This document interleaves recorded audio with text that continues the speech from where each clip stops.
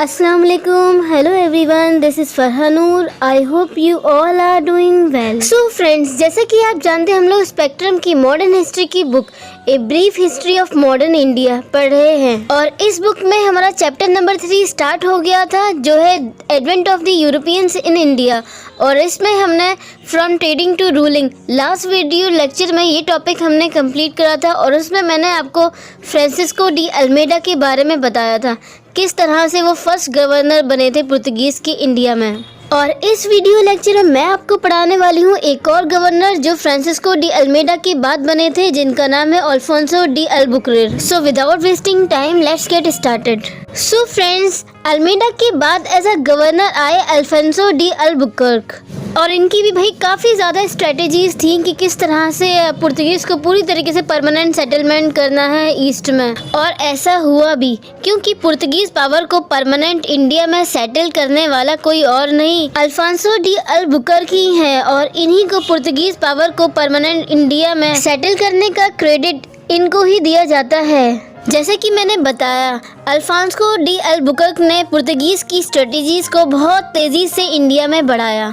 इसने हर जगह Portuguese battalion को जाकर बिठाया। अल्मेडा ने बेस बनाया था, अल्बुकर्क ने उस बेस का यूज़ करा। फिर आप देखोगे, जब रेड सी पोस्ट पर मलक्का स्टेट में अगर किसी एक पावर का कंट्रोल आ जाता है तो वो पावर उस जगह से पास होने वाले सारे शिप्स से एक टैक्स कलेक्ट कर सकती है। ये टैक्स बहुत पैसा देता है बिकॉज इन इलाकों से बहुत सारे शिप्स हमेशा से गुजरते आए हैं। फिर एक प्रॉब्लम आती है, ये रेड सी वाला जो एरिया था जहाँ अरब्स का कंट्रोल था, यहाँ टिम्बर की कमी थी, लकड़ी की कमी थी, इसलिए शिप्स बिल्डिंग इंडस्ट्री इस एरिया में इतनी डेवलप नहीं थी जितनी यूरोप में डेवलप थी। तो फ्रेंड्स, इस चीज़ का भी ज़्यादा फ़ायदा मिला पुर्तगीज़ की गवर्नर्स को। शिप बिल्डिंग में पुर्तगाल आगे निकल गया और तुर्क्स कुछ पीछे रह गए। और फ्रेंड्स, आप जानते हैं गोवा को भी अल्बुकर्क की टाइम पर ही ऑक्युपाई किया गया था, सुल्तान ऑफ बीजापुर से 1510 में। गोवा की स्ट्रीट्स में बैटल हुआ, उस बैटल में पुर्तगीज़ विनर हुए और गोवा पुर्तगीज़ की पहली टेरिटरी बना जिसमें कंट्रोल आया पुर्तगीज़ का।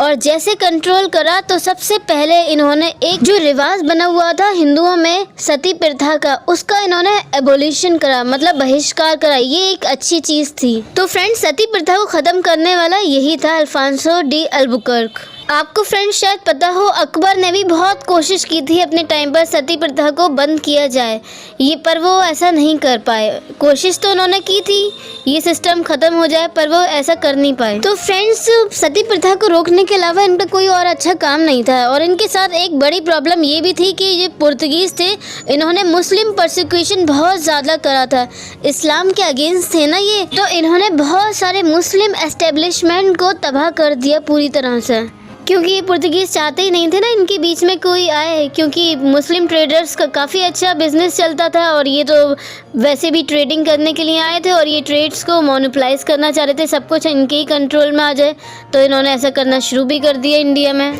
नाउ मूविंग ऑन, अल्बुकर्क ने अपने आदमियों से कहा कि अगर पुर्तगीज़ कल्चर को इंडिया में एस्टेब्लिश करना है या गोवा में एस्टेब्लिशमेंट करना है तो इंडिया की जो फीमेल्स हैं उनसे आप शादी कर लीजिए, तो उनके जो बच्चे होंगे वो पुर्तगीज़ कल्चर को सीखेंगे। आप देख रहे हैं उन लोगों की कितनी लंबी स्ट्रेटजीज थी।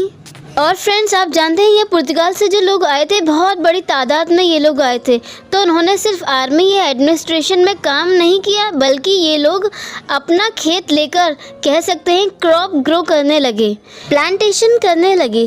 तो टोबैको की खेती करने लगे, कोकोनट की खेती करने लगे, कैश्यू नट की खेती करने लगे और कोकोनट के फाइबर्स को यूज़ करके जो रस्सी बनाने वाला काम है वो भी इन्होंने स्टार्ट कर दिया। फिर आर्टिसंस भी आते हैं पुर्तगाल से, क्राफ्ट्समैन भी आए, ट्रेडर्स भी आए, तो एक बड़ी कम्युनिटी आई थी। आर्मी के सोल्जर्स भी थे, ऑफिसर्स भी थे।